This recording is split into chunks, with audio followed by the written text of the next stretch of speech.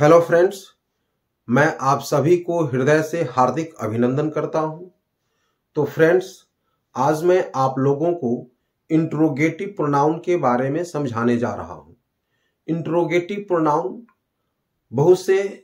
आप लोगों में से बहुत से ऐसे होंगे जो इंट्रोगेटिव प्रोनाउन पहले से जानते होंगे, फिर भी ये ग्रामर है। आप जितना अधिक समझेंगे उतना आपका इंग्लिश इंप्रूव होगा। तो सबसे पहले हम लोग इंट्रोगेटिव प्रोनाउन जो वर्ड आता है वो वर्ड कहां से लिया गया है इसे पहले समझें। तो आप लोग WH क्वेश्चन वर्ड का नाम सुने होंगे।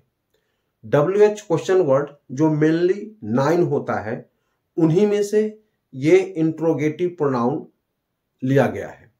तो सबसे पहले हम जो वो 9 होता है क्वेश्चन वर्ड उसको देखें।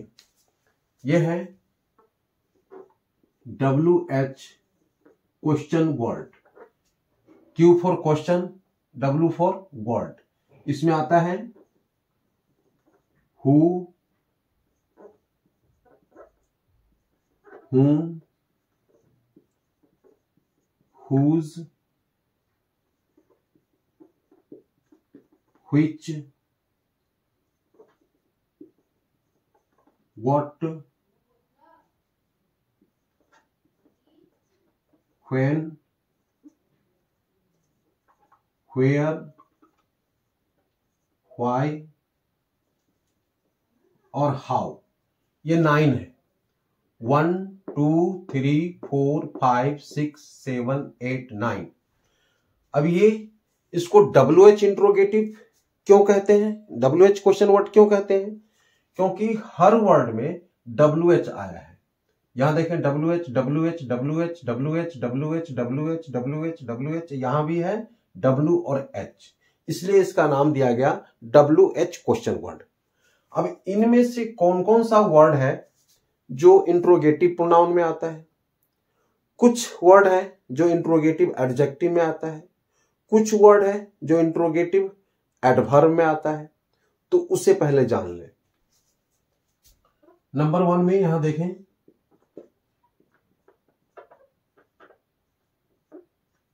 Interrogative pronoun. इसमें हु, whom, whose, which और what, ये 5 वर्ड आते हैं। who, whom, whose, which, what, ये इंट्रोगेटिव प्रोनाउन कहलाता है। नंबर 2 में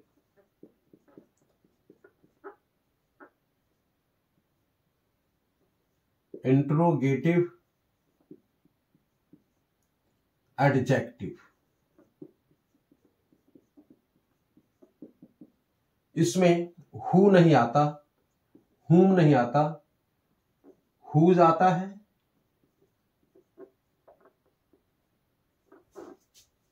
which आता है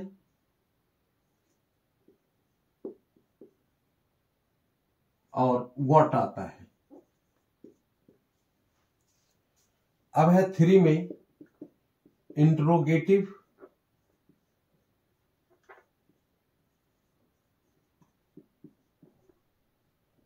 एडवर्ब।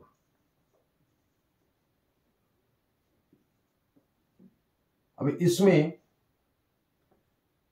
कौन कौन सा आता है? when, where, why and how। when, where, why, how। अब देखिए किस वर्ड का क्या फंक्शन होता है उसे पहले समझें। इंट्रोगेटिव प्रोनाउन तो आप जानते होंगे कि नाउन की जगह पर जिस वर्ड को हम यूज करते हैं उसे प्रोनाउन कहते हैं। तो जहां जहां हम इंट्रोगेटिव क्वेश्चन जब हम करते हैं तो नाउन के बदले में हम उस क्वेश्चन वर्ड को यूज करते हैं। उसमें आता है हु, हुम, हुज, व्हिच, व्हाट। इस तरह से है इंट्रोगेटिव एडजेक्टिव। इंट्रोगेटिव एडजेक्टिव आप जानते हैं, जो नाउन और प्रोनाउन की विशेषता बतलाता है उसे हम एडजेक्टिव कहते हैं। यानी एडजेक्टिव, इसके साथ में कोई ना कोई नाउन वर्ड अवश्य लगा होना चाहिए। तो ये हुज, व्हिच और व्हाट, ये ओनली 3 WH क्वेश्चन वर्ड में से ओनली 3 है जिसके साथ नाउन वर्ड लग सकता है, बाद बाकी किसी के साथ नाउन वर्ड नहीं लग सकता। तो ये एडजेक्टिव का कार्य करता है। नंबर 3 है इंट्रोगेटिव एडवर्ब। अब ये व्हेन जो टाइम का पता करता है, वेयर जो प्लेस का पता करता है, व्हाई जो रीजन का पता करता है, और हाउ जो मैनर को या मेथड को पता करता है। हाउ ये एडजेक्टिव और एडवर्ब दोनों होते हैं, ये एडजेक्टिव और एडवर्ब दोनों होते हैं। तो इंट्रोगेटिव एडजेक्टिव और इंट्रोगेटिव एडवर्ब को जब इसकी टॉपिक जब हम पढ़ाएंगे, समझाएंगे, उस समय समझाएंगे। अभी फिलहाल हम लोग समझेंगे इंट्रोगेटिव प्रोनाउन का क्या फंक्शन होता है, उससे अच्छी तरह से समझें। तो इससे हम पहले इसको फिनिश करें। अब हम लोग देखें जो ये जो प्रोनाउन है हु, हुम, हुज, व्हिच, व्हाट, इसमें से कुछ जो है सब्जेक्ट को फाइंड आउट करता है और ऑब्जेक्ट को फाइंड आउट करता है। कौन सा वर्ड है जो सब्जेक्ट को फाइंड आउट करता है और कौन सा वर्ड है जो ऑब्जेक्ट को फाइंड आउट करता है। तो इससे इसको समझने से पहले इसके हम स्ट्रक्चर को जाने। हमें 2 तरह का स्ट्रक्चर को समझना जरूरी है, और ये 2 तरह की स्ट्रक्चर को आप समझ लेंगे तो आप आसानी से क्वेश्चन, इंट्रोगेटिव सेंटेंस बना सकते हैं। अब इंट्रोगेटिव सेंटेंस हम किस लिए बनाते हैं, ये कहां यूज होता है, इसे भी हम समझेंगे। तो सबसे पहले यहां देखें, WH question word plus verb plus other words to find out subject. ये जो स्ट्रक्चर है इसको हम स्ट्रक्चर कहते हैं। WH क्वेश्चन वर्ड पहले आएगा, फिर इसमें प्लस वर्ब आएगा, प्लस अदर वर्ड्स आएगा। तो ये जो स्ट्रक्चर है ये सब्जेक्ट को फाइंड आउट करता है। दूसरा है WH question word plus auxiliary verb plus subject plus main verb. A for auxiliary verb, जिसमें is, am, are, was, were, modal verb भी, कैन, कुड सब आते हैं, जो 24 होता है, plus subject, S for subject, plus main verb action verb, जिसको हम वर्ब के first form, second form, third form, fourth form, fifth form में हम यूज करते हैं, प्लस अदर वर्ड्स। अब ये जो स्ट्रक्चर है ये किसको फाइंड आउट करता है, ये फाइंड आउट करता है ऑब्जेक्ट को। अब इसमें देखें ऑब्जेक्ट नहीं है, अदर वर्ड्स है, ये अदर वर्ड्स है। सब्जेक्ट है, इसमें सब्जेक्ट ही नहीं है। दोनों में डिफरेंट क्या है, ये जो स्ट्रक्चर है इसमें सब्जेक्ट नहीं है, और ये जो स्ट्रक्चर है इसमें सब्जेक्ट है लेकिन ऑब्जेक्ट नहीं। ऑब्जेक्ट को ही फाइंड आउट करने के लिए हम इस स्ट्रक्चर को यूज करेंगे, और सब्जेक्ट को फाइंड आउट करने के लिए हम इस स्ट्रक्चर को यूज करेंगे। अब हम देखें कि सब्जेक्ट को फाइंड आउट करने के लिए कौन कौन सा इंट्रोगेटिव प्रोनाउन होता है। तो इसमें देखें, सबसे पहले यहां देखें हु सब्जेक्ट को फाइंड आउट करता है, और whom ये ऑब्जेक्ट को फाइंड आउट करता है। हु सब्जेक्ट को फाइंड आउट करता है और हुम ऑब्जेक्ट को फाइंड आउट करता है। अब यहां देखें नंबर 2 में हुज, हुज, हुज, फिर है व्हिच, फिर है व्हाट, यहां भी है हुज, व्हिच, व्हाट। यहां 4 वर्ड दिया गया है, यहां भी 4 वर्ड दिया गया है। इसमें हुज है, इसमें भी हुज है, इसमें व्हिच है, इसमें भी व्हिच है, इसमें व्हाट है, इसमें भी व्हाट है। लेकिन इसमें हु है ओनली और इसमें ओनली हुम है। तो हु ओनली सब्जेक्ट को फाइंड आउट करता है और हुम ओनली ऑब्जेक्ट को फाइंड आउट करता है। लेकिन हुज सब्जेक्ट को भी फाइंड आउट करता है और ऑब्जेक्ट को भी फाइंड आउट करता है। व्हिच सब्जेक्ट को भी फाइंड आउट करता है और ऑब्जेक्ट को भी फाइंड आउट करता है। व्हाट सब्जेक्ट को भी फाइंड आउट करता है और ऑब्जेक्ट को भी फाइंड आउट करता है। इस सभी को सेंटेंस के थ्रू हम लोग समझेंगे।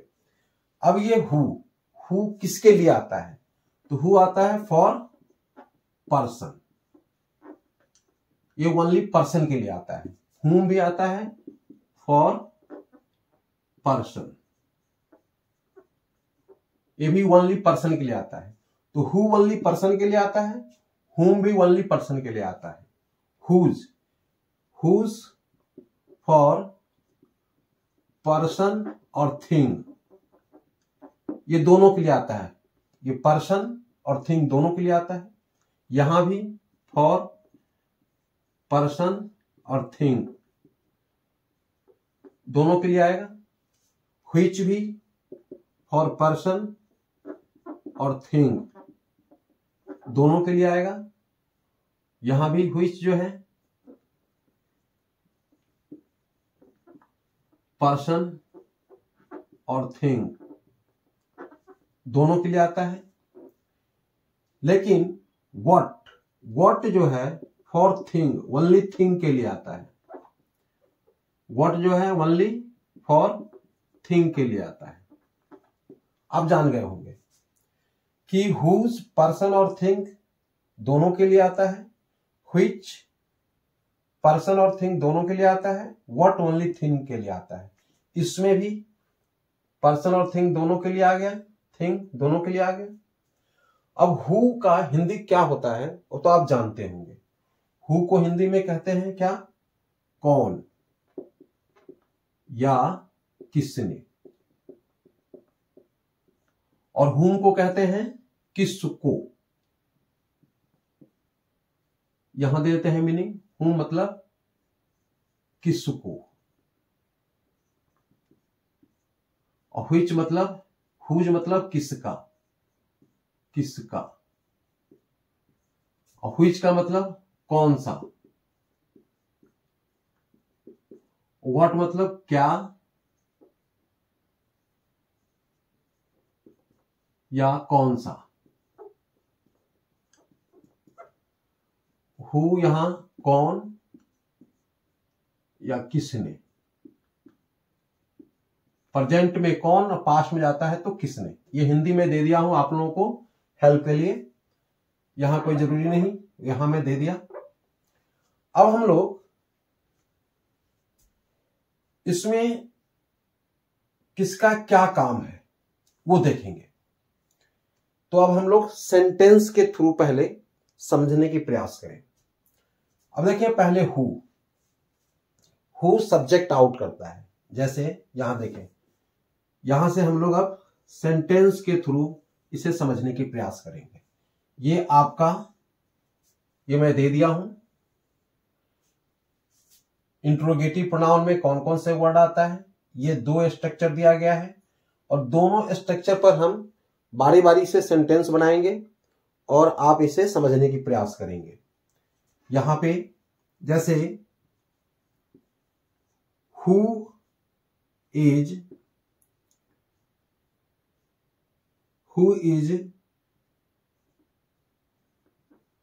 Standing there, question word. अब ये प्रश्न पूछना, आप जानते होंगे कि WH वर्ड प्रश्न पूछने के कार्य में आता है। तो जब हम WH वर्ड लग जाता है और सब्जेक्ट के पहले कोई ऑक्सिलरी वर्ब आ जाता है तो वो इंट्रोगेटिव सेंटेंस हो जाता है। और जो सेंटेंस सब्जेक्ट से स्टार्ट होता है वो असर्टिव सेंटेंस हो जाता है। कोई भी जब आंसर देता है तो वो असर्टिव सेंटेंस में आंसर देता है, और जब कोई क्वेश्चन पूछता है तो वो इंट्रोगेटिव सेंटेंस में क्वेश्चन पूछता है। इसे अच्छी तरह से आप समझ लेंगे। अब देखिए, हु इज स्टैंडिंग देयर। अब यहां वहां कौन खड़ा है, तो अगर मैं इसको आंसर दूं, किसी का भी नाम दे सकते हैं, Ram, Ram is standing there. तो देखिए, हु की जगह पर यहां पर सब्जेक्ट का प्लेस है। वर्ब के पहले जो आता है सब्जेक्ट का प्लेस होता है, तो सब्जेक्ट के प्लेस में हु आया है, इससे ये सब्जेक्ट को फाइंड आउट करता है। तो आंसर में सब्जेक्ट की जगह पर क्या आया है, राम। तो इससे आपको पता चल गया होगा कि ये हु और कौन आया है, राम, पर्सन में आया है। एक और लेते हैं सेंटेंस, हु टोल्ड यू। अब ये पास्ट इंडेफिनिट चला गया, ये था प्रेजेंट कंटिन्यूअस में, is for present, standing for continuous, और ये told you, told second form हो गया वर्ब का, तो ये पास्ट इंडेफिनिट चला गया। तो हु टोल्ड यू, तुम्हें किसने कहा, इसका हिंदी होगा तुम्हें किसने कहा। अब हिंदी तो हम दे नहीं सकते इतना, तो बोल देते हैं, उससे आप लोग समझ लेंगे। अब इसका हु टोल्ड यू, तो यहां पर हम दे सकते हैं, किसी का भी नाम दे सकते हैं, Mohan, Mohan told me, answer हो गया। अब ये आंसर में क्या आता है, सब्जेक्ट आ गया। तो जो सेंटेंस सब्जेक्ट से स्टार्ट होता है वो असर्टिव सेंटेंस हो गया। तो ये हु किसको फाइंड आउट किया, सब्जेक्ट को। अब हम लोग हुम के बारे में समझे। हुम का क्या कार्य है, देखिए, हुम भी पर्सन के लिए ही आता है। तो यहां देखें, इसको अच्छी तरह से समझ गए हैं। तो देखें, अब है यहां हुम, हुम के बारे में समझेंगे। हुम यानी किसको। अब यहां देखें, हुम, हुम के पहले हम प्रीपोजिशन लगा सकते हैं। हु के पहले प्रीपोजिशन नहीं आएगा, लेकिन हुम के पहले प्रीपोजिशन आ सकता है। जैसे हम यहां पर हम लगा सकते हैं with,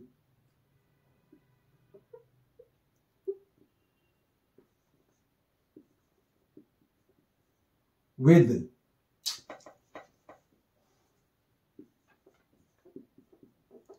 with whom,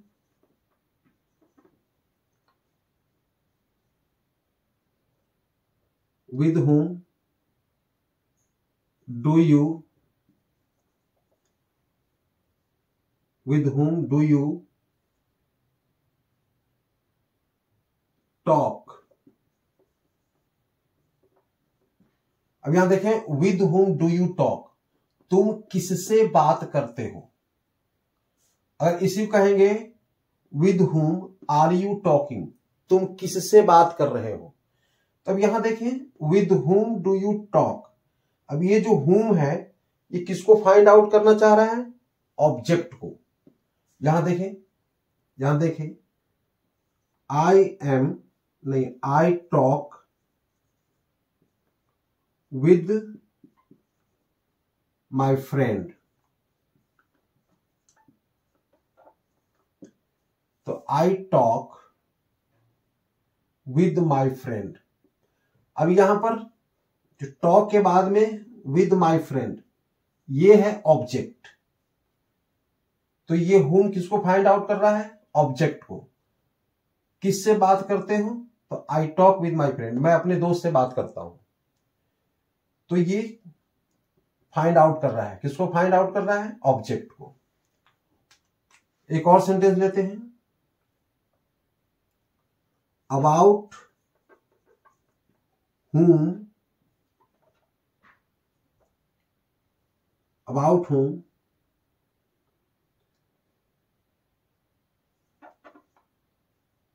are you telling? Question mark. About whom are you telling, आप किसके बारे में बता रहे हो? अब इसकी हिंदी क्या होगा? आप किसके बारे में बता रहे हो?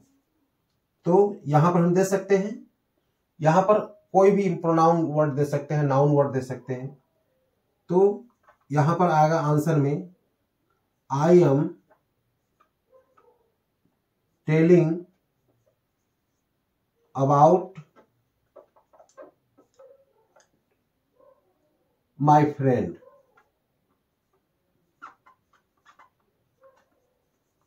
यहां पर हम कोई भी नाम दे सकते हैं, यहां पर हम फ्रेंड दिए हैं, आप किसी का भी नाम, मोहन, सोहन, सीता, गीता, किसी का भी नाम आप दे सकते हैं। तो I am telling about my friend, तो ये जो माई फ्रेंड है ये क्या हो गया? ऑब्जेक्ट। तो whom किसको फाइंड आउट कर रहा है? ऑब्जेक्ट को। लेकिन ये भी किस में है? पर्सन में। ये थिंग में यूज नहीं होता है, हु और whom थिंग में यूज नहीं होता है। अब एक चीज और इसमें हम समझा दें आपको, प्रीपोजिशन हु के पहले नहीं आता है और whom के पहले आता है। लेकिन जिस क्वेश्चन वर्ड के पहले प्रीपोजिशन नहीं आता है तो उस प्रीपोजिशन को हम कहां यूज करते हैं? उस प्रीपोजिशन को हम वर्ब के एंड में, उस प्रीपोजिशन को हम यूज करते हैं। तो अब हम लोग whom के बारे में भी समझ गए, और हम चले whose।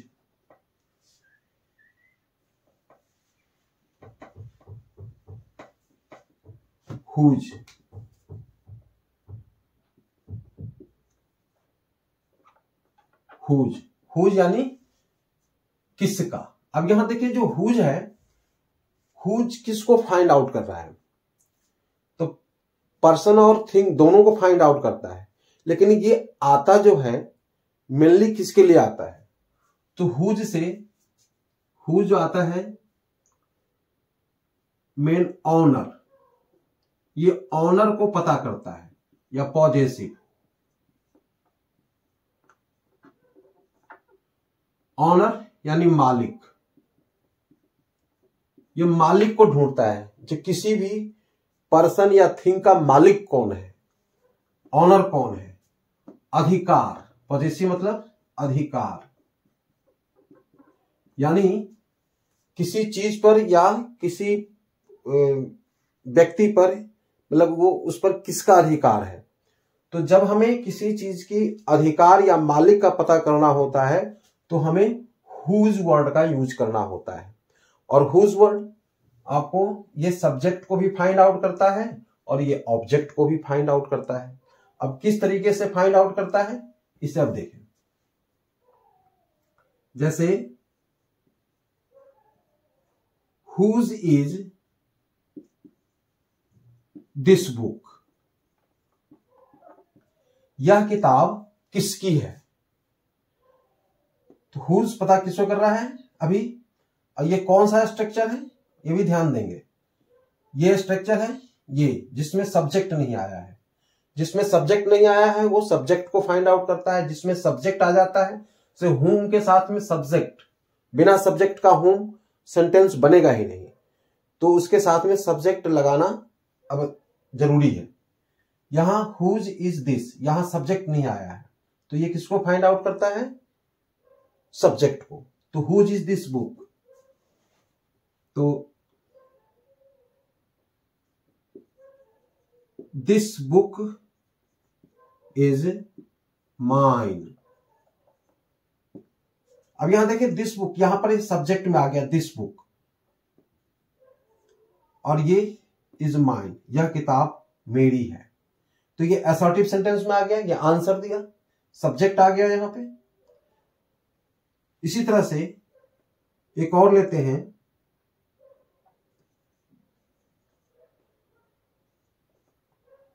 Whose is that son, question mark. अब हुज इज दैट सन यानी वह लड़का किसका है। अब ये थिंग में आया था बुक, ये सन आ गया पर्सन में, तो वह लड़का किसका है। तो इसको हम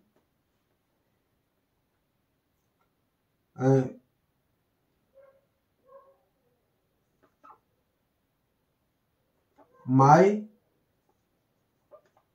uncle, uncle's boy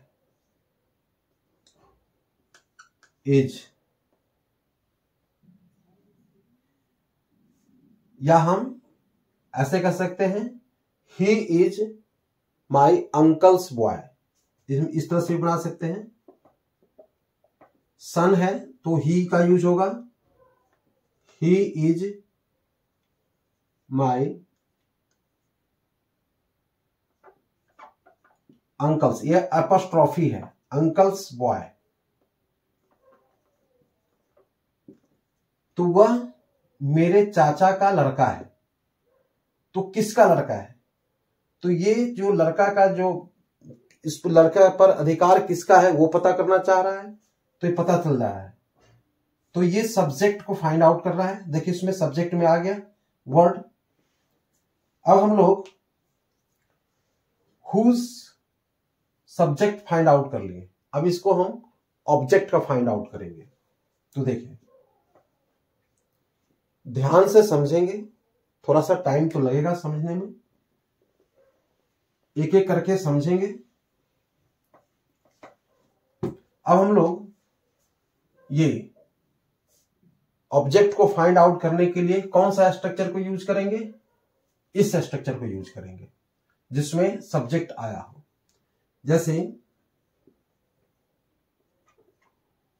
whose book are you reading. अब यहां देखें, whose book are you reading, आप किसकी किताब पढ़ रहे हैं। तो यहां पर आ गया आई एम रीडिंग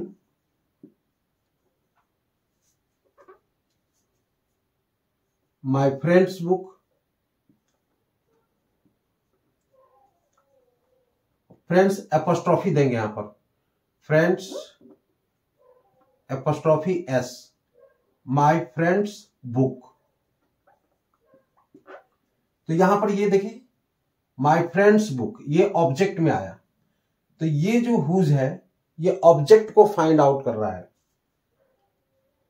तो ऑब्जेक्ट को फाइंड आउट करने के लिए हम इसमें सब्जेक्ट हमें लगाना पड़ा, इस स्ट्रक्चर को हमने यूज किया।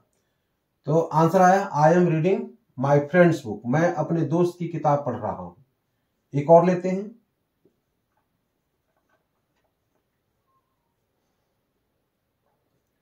Whose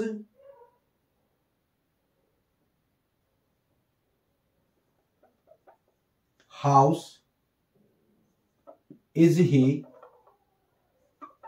living in. अब यहां एक चीज और ध्यान देना है, देखिए इन प्रीपोजिशन में आया है, हुज के पहले प्रीपोजिशन नहीं आया। तो जिस WH वर्ड के पहले प्रीपोजिशन नहीं आए तो उसके हम वर्ब के एंड में प्रीपोजिशन दे सकते हैं।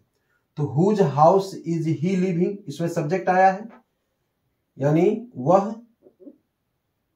किसके मकान में रह रहा है, वह किसके मकान में रह रहा है। तो यहां आंसर देंगे ही इज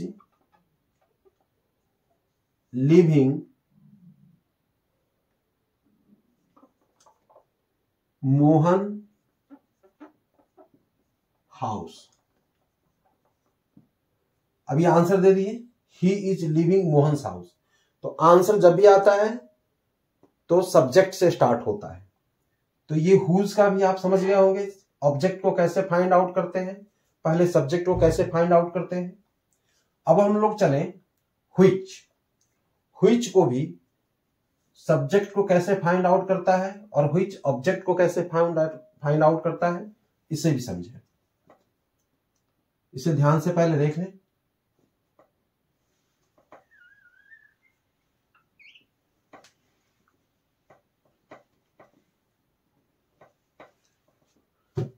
व्हिच, अब व्हिच का हिंदी क्या होता है, कौन सा, और ये भी पर्सन और थिंग दोनों के लिए आता है। लेकिन ये इसका कार्य क्या है, ये चूज करता है या चॉइस करता है, चूज या चॉइस या सिलेक्शन, इसका काम है सिलेक्शन। बहुतों में से कुछ को चुनना, चाहे कोई भी सामान हम खरीद रहे हैं या कोई भी पर्सन है, उसमें से बहुतों में से कुछ को चुनना, किसी एक को चुनना। ये जब हमें किसी चीज को चुनना हो या कोई विकल्प हमें लेना हो तो हमें व्हिच वर्ड का यूज करना पड़ता है। ध्यान देंगे, जब हमें किसी की मालिकाना हक पता करना हो तो किसको हम यूज करेंगे, हुज का। लेकिन जब किसी चीज को सिलेक्ट करना हो या चूज करना हो तो हमें किसका यूज करना होगा, व्हिच का। तो अब देखें व्हिच सब्जेक्ट को कैसे फाइंड आउट करता है, पहले उसको समझें। बार बार कहते हैं इस स्ट्रक्चर को यूज करेंगे तो सब्जेक्ट फाइंड आउट होगा। जैसे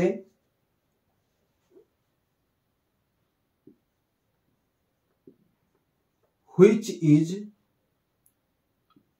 your pen, question, which is your pen.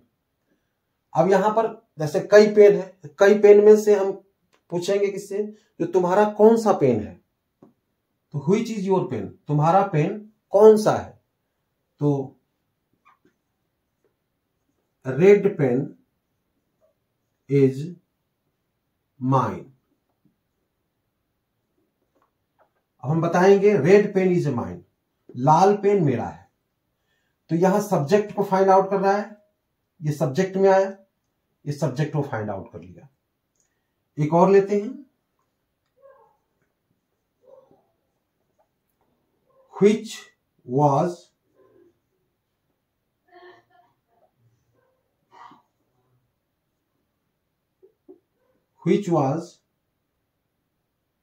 That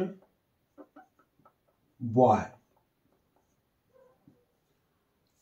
तो व्हिच वाज दैट बॉय, वह कौन सा लड़का है।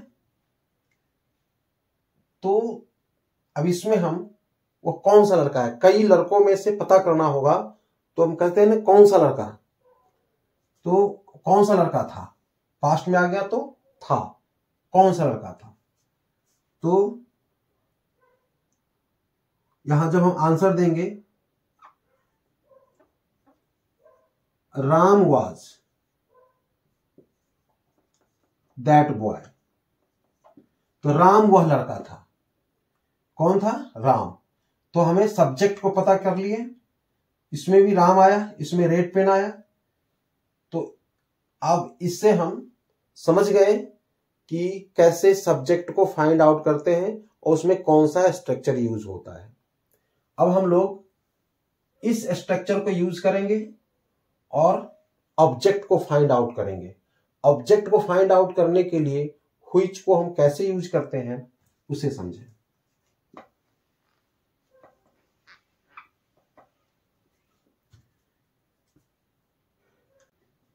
Which state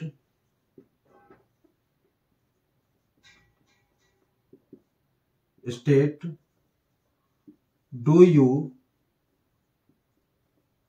belong to, question mark. तो यहां देखेंगे which state do you belong to, आप कौन सी स्टेट से बिलोंग करते हैं, यानी आप कौन सी स्टेट के रहने वाले हैं।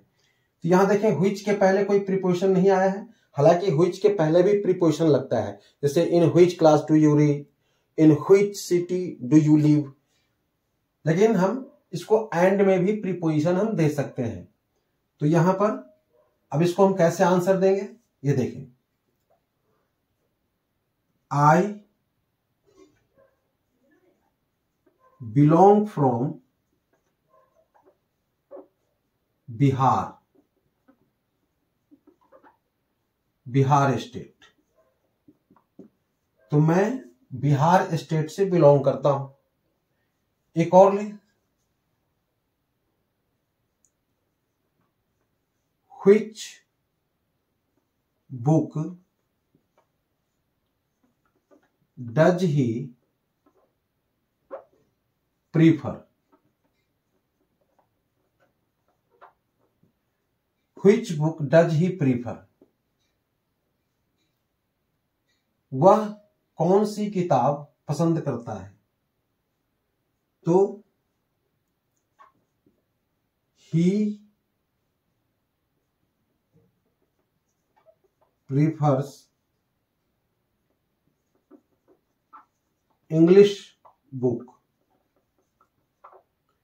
इसमें ध्यान दिए होंगे कि जो स्ट्रक्चर है, ये स्ट्रक्चर यूज किया गया है, इसमें सब्जेक्ट आया है क्वेश्चन में, व्हिच स्टेट डू यू, ये किसको फाइंड आउट करता है, ऑब्जेक्ट को, तो आई बिलोंग फ्रॉम बिहार, ये ऑब्जेक्ट में आ गया।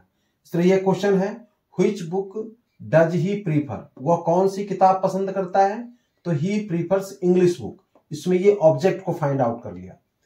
तो अब ये देखें कि ये व्हिच किसके लिए आया, सिलेक्शन करने, यानी कौन सी किताब पसंद किया, कौन सी स्टेट के रहने वाला है, बहुत सारे स्टेट है उसमें, कौन से स्टेट का, तो व्हिच का यूज हम कहां करते हैं वो अच्छी तरह से समझ गए होंगे।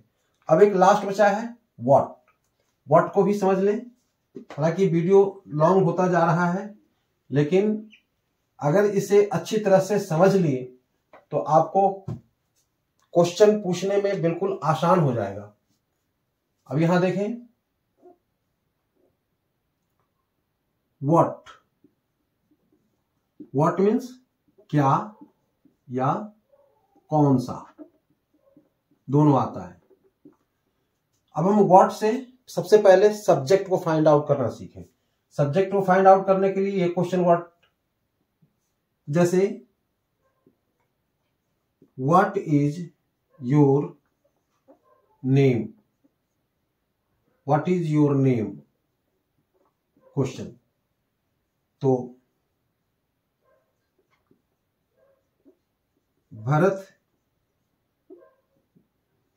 Jha is my name. वैसे हम भरत इज माई नेम भी दे सकते हैं, टाइटल भी दे देंगे, कोई दिक्कत नहीं है। तो व्हाट इज योर नेम, तो ये किसको फाइंड आउट कर रहा है, सब्जेक्ट को, और सब्जेक्ट में ये नाम आ गया, मेरा नाम भरत झा है। तो इसी तरह से एक और क्वेश्चन लेते हैं इसमें, व्हाट इज हिज फादर,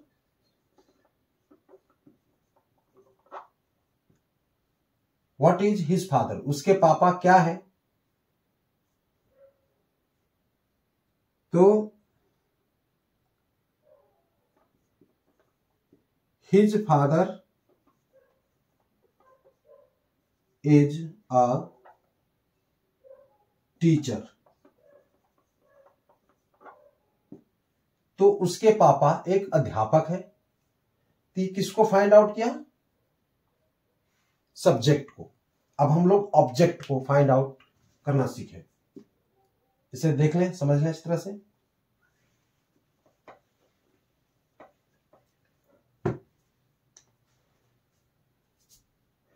तो यहां देखें, what would you like to eat, what would you like to eat, यानी आप क्या खाना पसंद करेंगे। तो ये इसमें सब्जेक्ट आया है, जो ऑब्जेक्ट को फाइंड आउट करेगा। तो कैसे देंगे? I would like to eat bread and rice. तो मैं ब्रेड एंड राइस खाना पसंद करूंगा। एक और सेंटेंस लेते हैं।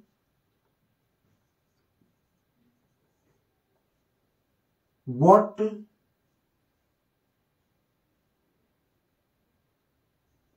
will he